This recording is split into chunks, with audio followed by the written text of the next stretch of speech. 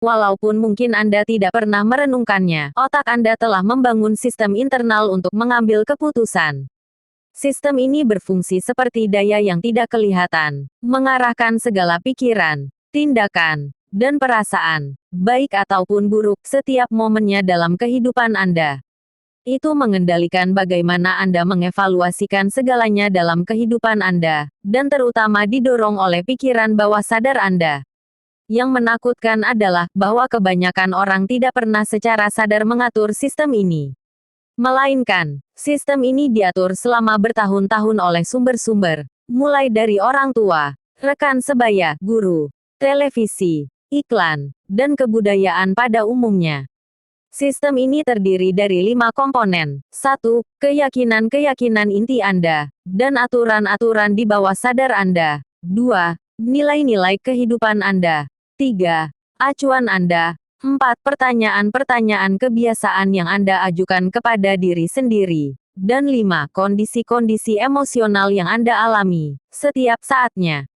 Hubungan sinergistik di antara kelima unsur ini, menciptakan daya yang bertanggung jawab mendorong Anda, atau menghentikan Anda dari mengambil tindakan, membuat Anda mengharapkan atau mengkhawatirkan masa depan, membuat Anda merasa dikasihi atau ditolak, dan mendikte tingkatan sukses dan kebahagiaan Anda. Ini menentukan mengapa Anda melakukan apa yang Anda lakukan dan mengapa Anda tidak melakukan hal-hal yang Anda tahu perlu Anda lakukan. Dengan mengubah salah satu dari kelima unsur ini, entah keyakinan inti atau aturan, nilai, acuan, pertanyaan, atau kondisi emosional, Anda bisa seketika menghasilkan perubahan yang besar kuasanya dan terukur dalam kehidupan Anda. Yang terpenting adalah Anda akan melawan penyebabnya daripada efeknya. Ingatlah, kalau Anda terus saja makan berlebih, penyebab sesungguhnya biasanya adalah masalah nilai-nilai atau masalah keyakinan, dan bukannya masalah makanan itu sendiri. Dalam buku ini, selangkah demi selangkah, saya akan membimbing Anda untuk menemukan bagaimana sistem utama pengambilan keputusan Anda itu diatur, dan Anda akan mengadakan perubahan-perubahan sederhana untuk menjadikannya konsisten dengan hasrat Anda, daripada terus dikendalikan oleh pengkondisian Anda di masa lalu. Anda akan memulai perjalanan yang mempesonakan untuk menemukan siapa Anda dan apa yang benar-benar membuat Anda melakukan apa yang Anda lakukan. Dengan pembedaan kuasa ini, Anda akan dapat memahami sistem pengambilan keputusan yang digunakan rekan-rekan bisnis Anda, pasangan Anda, dan orang-orang yang Anda kasihi. Pada akhirnya, Anda juga akan dapat memahami perilaku mereka yang mempesonakan itu. Kabar baiknya adalah bahwa kita dapat mengalahkan sistem ini dengan mengambil keputusan-keputusan sadar setiap momennya dalam kehidupan kita. Kita tidak perlu membiarkan pemrograman di masa lalu kita mengendalikan masa sekarang dan masa depan kita. Dengan buku ini, Anda dapat menemukan kembali diri Anda, dengan sistematis mengatur keyakinan-keyakinan dan nilai-nilai Anda, dengan cara yang menarik Anda ke arah rancangan kehidupan Anda. Saya tidak berkecil hati, sebab setiap upaya keliru yang disadari adalah satu lagi langkah maju. Thomas Edison. Ada satu hambatan terakhir untuk sungguh-sungguh memanfaatkan kuasa keputusan itu, yaitu bahwa kita harus mengatasi ketakutan kita untuk keliru mengambil keputusan. Jelas Anda pasti akan mengambil keputusan-keputusan yang keliru dalam kehidupan Anda. Anda pasti mengalami kegagalan. Yang jelas saya sendiri tidak selalu mengambil keputusan yang benar selama ini. Jauh dari itu, meski demikian itu sudah saya maklumi. Saya juga tidak akan selalu mengambil keputusan yang benar di masa depan. Telah saya tentukan bahwa apapun keputusan saya akan bersikap fleksibel, mempelajari konsekuensi-konsekuensinya, belajar darinya, dan menggunakan pelajaran-pelajaran tersebut untuk mengambil keputusan-keputusan yang lebih baik di masa depan. Ingatlah, sukses itu sebenarnya adalah hasil dari pertimbangan yang baik. Pertimbangan yang baik adalah hasil dari pengalaman, dan pengalaman itu seringkali merupakan hasil dari pertimbangan buruk. Pengalaman-pengalaman yang tampaknya buruk atau menyakitkan itu terkadang justru yang paling penting. Ketika orang sukses, mereka cenderung berpesta. Ketika mereka gagal, mereka cenderung merenung. Lalu mereka mulai membuat pembedaan-pembedaan baru, yang akan meningkatkan kualitas kehidupan mereka. Kita harus berkomitmen untuk belajar dari kesalahan-kesalahan kita, daripada menghajar diri sendiri. Kalau tidak, kita pasti membuat kesalahan serupa di masa depan.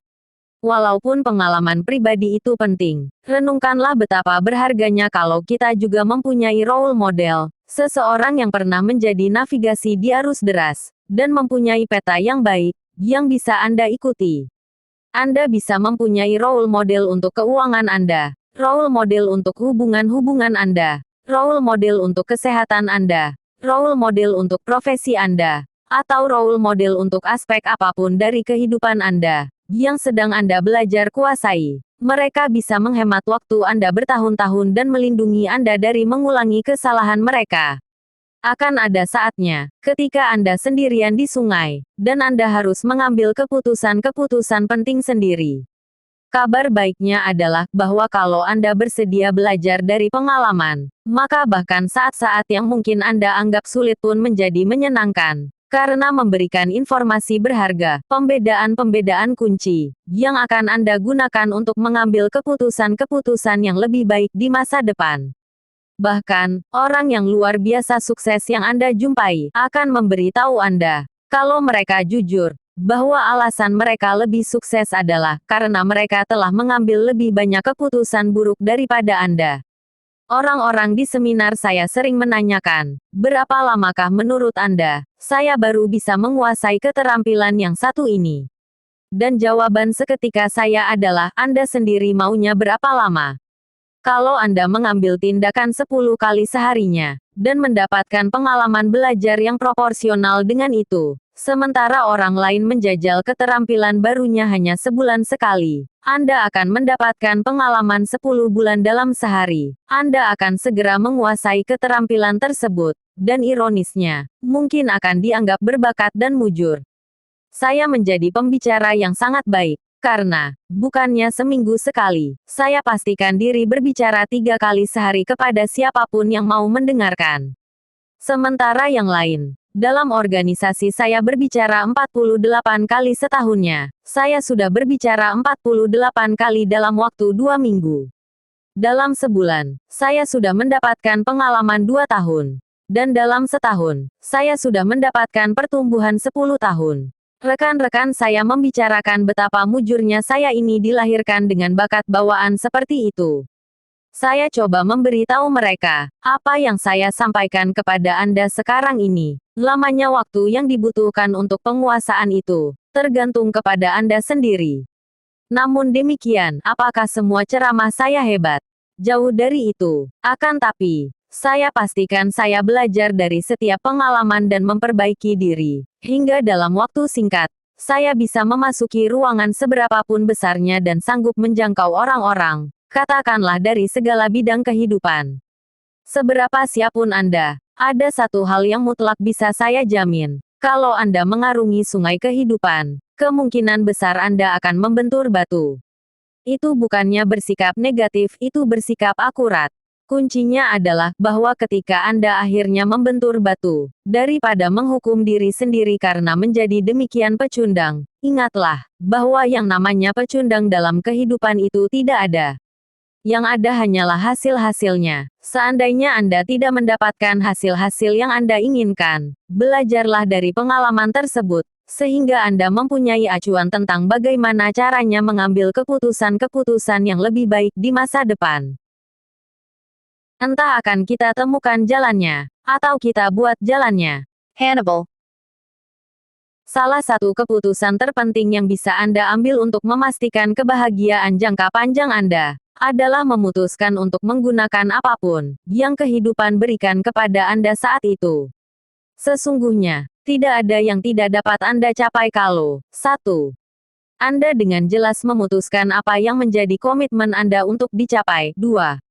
Anda bersedia mengambil tindakan besar-besaran. 3. Anda memperhatikan apa yang efektif dan apa yang tidak. Dan 4. Anda terus mengubah pendekatan Anda, hingga Anda mencapai apa yang Anda inginkan, menggunakan apapun yang diberikan kehidupan kepada Anda dalam perjalanannya. Siapapun yang telah sukses dalam skala besar, telah mengambil keempat langkah tersebut dan mengikuti formula sukses yang paling hakiki. Salah satu kisah sukses yang paling hakiki favorit saya adalah Tuan Soichiro Honda, pendiri perusahaan yang menyandang namanya. Seperti semua perusahaan, seberapapun besarnya, Honda Corporation dimulai dengan sebuah keputusan dan hasrat penuh gairah untuk mendapatkan hasil. Pada tahun 1938, ketika ia masih sekolah, Tuan Honda mengambil segalanya yang ia miliki dan menginvestasikannya dalam sebuah bengkel kecil, di mana ia memulakan pengembangan konsepnya tentang ring piston. Ia ingin menjual karyanya itu kepada Toyota Corporation. Oleh karena itu, ia bekerja siang malam, dengan tangan kotor, tidur di bengkel mesin, selalu meyakini bahwa ia sanggup mendapatkan suatu hasil. Ia bahkan menggadaikan perhiasan istrinya untuk mempertahankan bisnisnya. Akan tetapi, ketika akhirnya ia menyelesaikan ring pistonnya itu dan membawanya ke Toyota, ia diberitahu bahwa hasilnya itu tidak memenuhi standar Toyota. Ia disuruh kembali sekolah selama 2 tahun, di mana ia ditertawakan oleh para instrukturnya dan sesama pelajar, ketika mereka membicarakan betapa menggelikan rancangannya itu. Namun, bukannya fokus pada kepedihan pengalamannya itu, ia memutuskan untuk terus fokus kepada sasarannya. Akhirnya, setelah 2 tahun, Toyota memberi Tuan Honda kontrak yang diimpikannya. Gairah dan keyakinannya tidak percuma, karena ia mengetahui apa yang ia inginkan, mengambil tindakan, memerhatikan apa yang efektif dan terus mengubah pendekatannya, hingga ia mendapatkan apa yang ia inginkan. Lalu timbullah masalah baru. Pemerintah Jepang ketika itu sedang bersiap-siap untuk perang, dan mereka tidak mau memberinya beton yang diperlukan untuk membangun pabriknya. Apakah ia menyerah? Tidak. Apakah ia fokus pada betapa tidak adilnya itu? Apakah itu baginya berarti impiannya sirna? Sama sekali tidak. Kembali, ia memutuskan untuk memanfaatkan pengalaman tersebut, dan mengembangkan strategi baru. Ia bersama dengan timnya menciptakan proses untuk menciptakan beton mereka sendiri, lalu membangun pabrik mereka. Selama perang, pabriknya terkena bom 2 kali, sehingga sebagian besar fasilitasnya hancur. Tanggapan Honda, ia segera mengerahkan timnya, dan mereka mengambil kaleng bensin ekstra yang dibuang oleh para prajurit Amerika Serikat. Ia sebut semuanya itu hadiah dari Presiden Truman. Sebab menjadi bahan baku yang ia butuhkan untuk proses pabrikannya, bahan yang ketika itu belum tersedia di Jepang. Akhirnya, setelah selamat dari semuanya itu, pabriknya hancur akibat gempa bumi. Honda pun memutuskan untuk menjual operasi pistonnya itu kepada Toyota. Inilah orang yang jelas-jelas mengambil keputusan-keputusan yang kuat untuk sukses. Ia bergairah dan yakin akan apa yang dikerjakannya. Ia mempunyai strategi yang hebat. Ia mengambil tindakan besar-besaran. Ia terus mengubah pendekatannya, tapi belum juga mendapatkan hasil yang menjadi komitmennya. Meski demikian, ia memutuskan untuk bertekun. Setelah perang, terjadilah kekurangan bensin di Jepang, dan Tuan Honda bahkan tidak dapat menggunakan mobilnya untuk membeli makanan bagi keluarganya. Akhirnya, dalam keputusasaan, ia memasang sebuah motor kecil ke sepedanya. Berikutnya tetangganya memintanya membuatkan sepeda bermotor bagi mereka juga. Satu per satu, mereka memesan darinya, hingga ia kehabisan motor. Ia memutuskan untuk membangun pabrik yang membuat motor untuk temuan barunya itu, tapi sayangnya ia tidak mempunyai modal. Seperti sebelumnya, ia mengambil keputusan untuk menemukan jalan apapun yang terjadi. Solusinya adalah memohon kepada 18.000 pemilik toko sepeda di Jepang, dengan menulis surat pribadi kepada mereka. Ia memberitahu mereka, bagaimana mereka bisa berperan dalam menghidupkan kembali Jepang melalui mobilitas yang bisa disediakan oleh penemuannya, dan berhasil meyakinkan 5.000 di antaranya, untuk meminjamkan modal yang ia butuhkan. Namun demikian, sepeda motornya hanya laku dibeli oleh penggemar berat sepeda, karena ukurannya terlalu besar dan rumit. Kemudian ia melakukan suatu penyesuaian final, dan menciptakan versi yang jauh lebih ringan dan ramping. Ia menamainya Super Cup, dan itu menjadi sukses dalam semalam, hingga Kaisar memberinya penghargaan. Kemudian, ia mulai mengekspor motornya itu kepada generasi muda di Eropa dan Amerika Serikat, disusul di tahun 70-an dengan mobil yang menjadi demikian populer. Retaklah bola kristalnya. Yang berikut adalah penolakan aktual, yang diterima oleh buku-buku terkenal dan luar biasa sukses. Animal Farm. Karya George Orwell. Mustahil menjual seri cerita binatang di Amerika Serikat. The Diary of Anne Frank. Karya Anne Frank. Tampaknya, perempuan ini tidak mempunyai persepsi atau perasaan yang istimewa, yang akan mengangkat bukunya di atas tingkat penasaran. Lord of the Flies. Karya William Golding. Tampaknya Anda sangat sukses dalam menciptakan ide yang harus diakui memang menjanjikan. Lady Chatterley's Lover. Karya D.H. Lawrence. Demi kebaikan Anda sendiri, jangan menerbitkan buku ini. Lust for Life. Karya Irving Stone. novel panjang yang membosankan tentang seorang artis. Sekarang, Honda Corporation mempekerjakan ratusan ribu orang di Amerika Serikat dan Jepang, dan merupakan salah satu produsen mobil terbesar di Jepang, mengungguli semua merek kecuali Toyota di Amerika Serikat.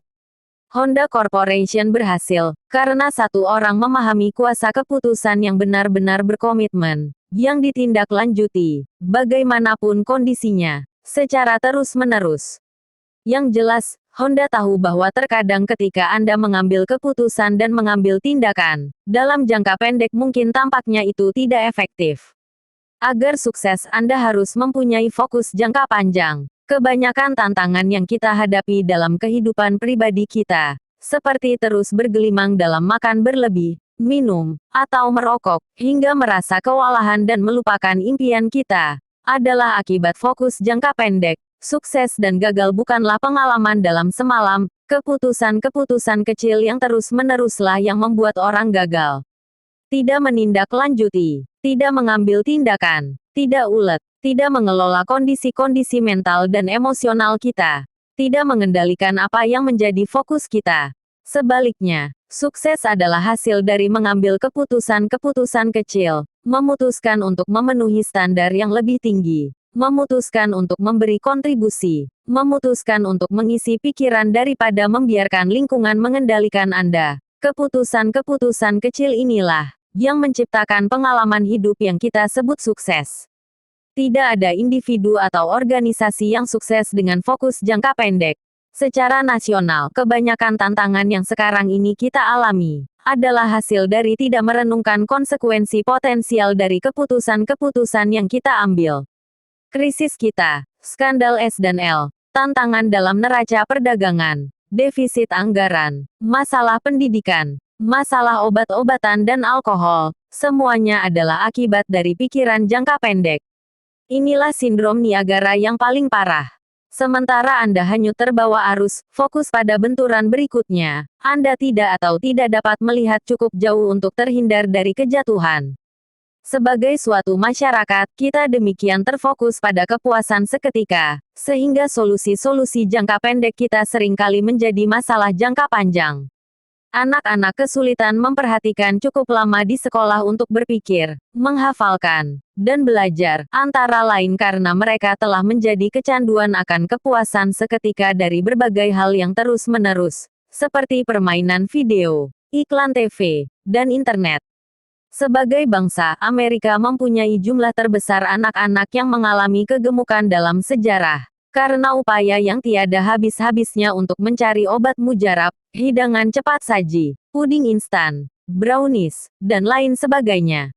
Dalam bisnis pun, fokus jangka pendek seperti ini bisa mematikan. Keseluruhan kontroversi seputar bencana Exxon Valdez seharusnya bisa dihindarkan dengan mengambil satu keputusan kecil. Exxon seharusnya bisa memasang lapisan ganda pada tankernya, suatu keputusan proaktif yang seharusnya bisa mencegah tumpahnya minyak, jika sampai terjadi benturan. Faktanya, perusahaan minyak ini memilih tidak melakukannya, mengingat dampaknya terhadap keuntungan perusahaan jangka pendek. Menyusul benturan dan tumpahan minyak tersebut, Exxon bertanggung jawab membayar ganti rugi sebesar kurang lebih 1,1 miliar dolar. Sebagai bagian dari kompensasi atas kerusakan ekonomi yang diakibatkannya, belum lagi kerusakan ekologi yang tak terukur terhadap Alaska dan daerah-daerah di sekitarnya. Memutuskan untuk berkomitmen terhadap hasil-hasil jangka panjang daripada jangka pendek adalah sama pentingnya seperti keputusan manapun yang Anda ambil seumur hidup Anda. Tidak melakukan hal ini bisa mengakibatkan bukan saja kepedihan keuangan atau masyarakat secara besar-besaran, melainkan juga terkadang bahkan kepedihan pribadi yang sangat mendalam. Seorang pemuda yang mungkin pernah Anda dengar namanya putus sekolah menengah, karena ia memutuskan tidak mau menunggu lebih lama lagi untuk mengikuti impiannya menjadi musisi ternama. Namun, impiannya tidak cukup cepat menjadi kenyataan. Bahkan, ketika usianya 21 tahun, ia takut kalau ia telah keliru mengambil keputusan, dan bahwa tidak seorang pun akan pernah menyukai musiknya. Ia telah bermain di bar-bar piano, dan ia jatuh miskin, tidur di tempat pencucian, karena tidak lagi mempunyai rumah. Satu-satunya hal yang membuatnya bertahan adalah hubungan asmaranya. Lalu, pacarnya memutuskan meninggalkannya, dan ketika pacarnya meninggalkannya, pemuda ini kalut. Ia langsung fokus pada bagaimana ia tidak akan pernah lagi menemukan wanita secantik pacarnya itu. Baginya, itu berarti kehidupannya sudah berakhir, kemudian ia memutuskan untuk bunuh diri. Untungnya, sebelum melakukan itu, ia merenungkan kembali pilihan-pilihannya, dan akhirnya memutuskan untuk memasukkan diri ke lembaga rehabilitasi mental. Melewatkan waktu di sana memberinya acuan-acuan baru tentang apa sesungguhnya masalahnya. Kemudian ia mengenang semuanya itu dengan mengatakan, "Oh, saya takkan pernah jatuh sedalam itu lagi." Sekarang ia menyatakan, itulah salah satu hal terbaik yang pernah saya lakukan. Karena saya tidak pernah mengasihani diri sendiri, apapun yang terjadi. Sejak saat itu, masalah apapun tidak ada apa-apanya dibandingkan dengan apa yang saya lihat dialami orang lain. Dengan memperbarui komitmennya dan mengikuti impiannya secara jangka panjang, akhirnya ia mendapatkan segala yang ia inginkan. Namanya, Billy Joel. dapatkah Anda membayangkan bagaimana pria ini, yang dicintai jutaan penggemar dan dinikahi oleh supermodel Christy Brinkley, pernah khawatir mengenai kualitas musiknya atau menemukan wanita secantik mantan pacarnya itu? Kunci yang perlu diingat adalah bahwa apa yang tampaknya mustahil dalam jangka pendek ternyata menjadi teladan sukses dan kebahagiaan yang fenomenal dalam jangka panjang. Billy Joel berhasil keluar dari depresinya dengan mengarahkan ketiga keputusan yang kita semua kendalikan setiap momennya dalam kehidupan kita, kemana mengarahkan fokus kita, apa makna dari segalanya, dan apa yang harus kita lakukan terlepas dari tantangan-tantangan yang tampaknya membatasi kita. Ia naikkan standarnya, ia dukung standarnya itu dengan keyakinan-keyakinan baru, dan ia laksanakan strategi-strategi yang ia tahu harus dilaksanakannya. Suatu keyakinan yang telah saya kembangkan untuk menopang saya melalui masa-masa yang luar biasa sulit adalah gini, penundaan Tuhan bukanlah berarti penyangkalan Tuhan. Seringkali, apa yang tampaknya mustahil dalam jangka pendek menjadi sangat mungkin dalam jangka panjang, kalau saja Anda ulet. Agar sukses, kita perlu mendisiplinkan diri untuk secara konsisten berpikir jangka panjang. Metafora yang saya gunakan untuk mengingatkan diri tentang hal ini adalah membandingkan pasang surut kehidupan dengan berubahnya musim. Tidak ada musim yang berlangsung selamanya, karena seluruh kehidupan adalah siklus menanam, menuai, istirahat, dan pembaruan. Musim dingin bukannya terus-menerus. Seandainya Anda mengalami tantangan hari ini, Anda tidak mungkin menyangkal datangnya musim semi. Bagi sebagian orang, musim dingin berarti istirahat. Bagi yang lain, musim dingin berarti bermain kereta luncur dan ski. Anda boleh-boleh saja menantikan berakhirnya suatu musim, tapi mengapa tidak menjadikannya sebagai kenangan manis? Kerahkan kuasa keputusan. Sebagai evaluasi, izinkan saya memberi Anda 6 kunci untuk membantu Anda mengerahkan kuasa keputusan, kuasa yang membentuk pengalaman hidup Anda setiap momennya. 1. Ingatlah kuasa sejati dari mengambil keputusan. Inilah alat yang dapat Anda gunakan setiap momennya untuk mengubah seluruh kehidupan Anda. Begitu Anda mengambil keputusan baru, Anda gerakan sebab, akibat, arah, dan tujuan baru bagi kehidupan Anda. Anda secara harfiah benar-benar mengubah kehidupan Anda, begitu Anda mengambil keputusan baru. Ingatlah, bahwa ketika Anda mulai merasa kewalahan, atau ketika Anda merasa tidak mempunyai pilihan, atau ketika segalanya terjadi kepada Anda bisa mengubah semuanya itu, kalau saja Anda berhenti dan memutuskan untuk mengubahnya. Ingatlah, keputusan sejati diukur dari fakta, bahwa Anda telah mengambil tindakan baru. Kalau tidak ada tindakan, Anda belum benar-benar memutuskan.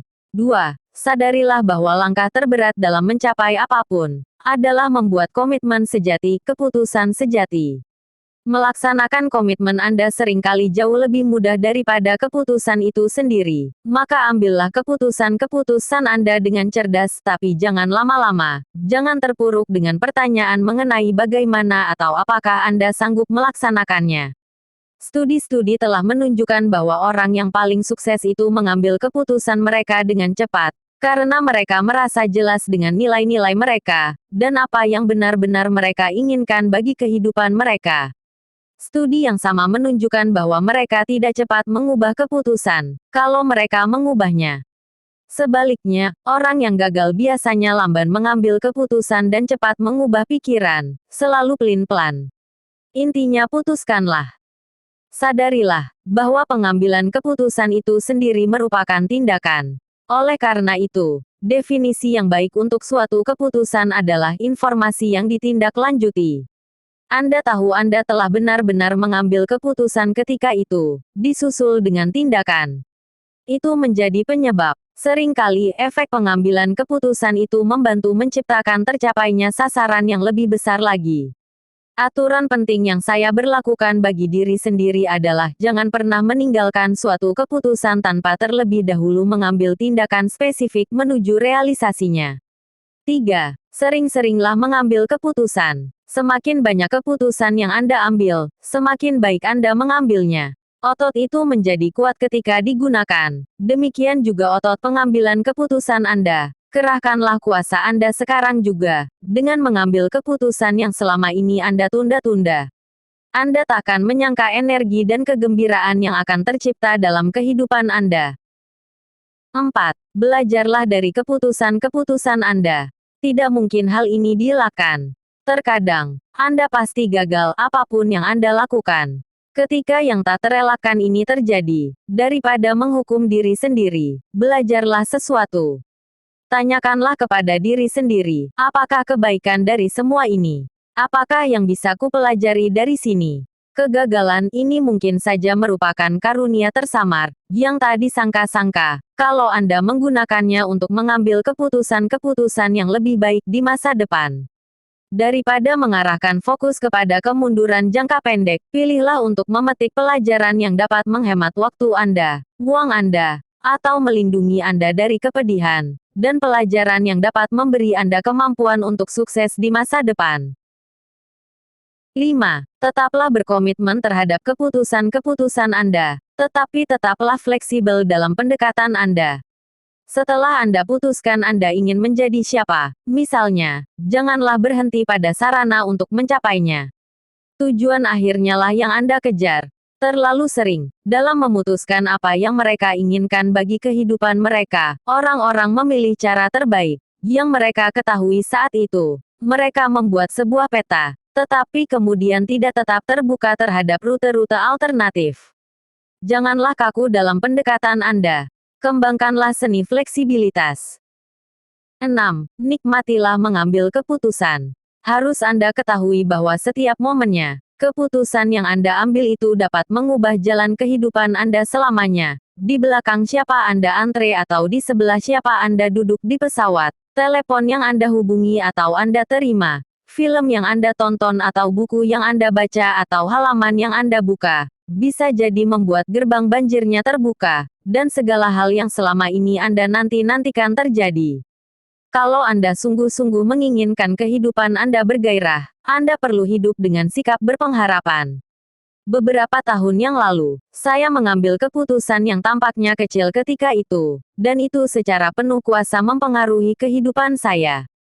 Saya memutuskan untuk mengadakan seminar di Denver, Colorado. Keputusan itu membuat saya berjumpa dengan seorang wanita bernama Becky. Nama belakangnya sekarang Robbins, dan ia jelas-jelas adalah salah seorang karunia terbesar dalam kehidupan saya. Pada perjalanan yang sama, saya memutuskan untuk menulis buku pertama saya, yang sekarang sudah diterbitkan dalam 11 bahasa di seluruh dunia. Beberapa hari kemudian, saya putuskan untuk mengadakan seminar di Texas, dan setelah bekerja 1 minggu untuk mengisi program saya sendiri, sang promotor tidak membayar upah saya, ia keluar kota. Jelas, saya harus berbicara dengan agen humas yang disewanya, seorang wanita yang mengalami nasib serupa. Wanita itulah yang menjadi agen literatur saya, dan membantu memastikan buku pertama saya itu diterbitkan. Akibatnya, saya mendapatkan kehormatan untuk menceritakannya kepada Anda sekarang. Sekali waktu, saya juga memutuskan untuk menerima seorang mitra bisnis. Memilih tidak menyelidiki karakternya lebih dahulu merupakan keputusan buruk saya. Dalam waktu 1 tahun, ia telah menggelapkan $1,4 juta, dan membuat perusahaan saya berutang $758.000, sementara saya hidup berpindah-pindah mengadakan lebih dari 200 seminar. Tetapi untungnya, saya belajar dari keputusan buruk saya tersebut, dan mengambil keputusan yang lebih baik. Terlepas dari nasihat semua pakar di sekeliling saya, bahwa satu-satunya cara agar saya bisa selamat adalah menyatakan diri bangkrut, saya memutuskan untuk menemukan jalan yang mengubah segalanya, dan saya ciptakan salah satu sukses yang lebih besar dalam kehidupan saya. Saya bawa perusahaan saya ke tingkatan yang sama sekali baru, dan apa yang saya pelajari dari pengalaman tersebut, bukan saja menciptakan sukses bisnis jangka panjang, melainkan juga memberikan banyak pembedaan untuk pengkondisian neuroasosiatif dan teknologi takdir, yang akan Anda pelajari dalam buku ini. Kehidupan adalah petualangan yang berani, atau bukan apa-apa. Helen Keller. Lalu, apakah pembedaan tunggal yang terpenting, yang bisa Anda petik dari bab ini? Ketahuilah, bahwa keputusan-keputusan Andalah, bukan kondisi Anda, yang menentukan takdir Anda.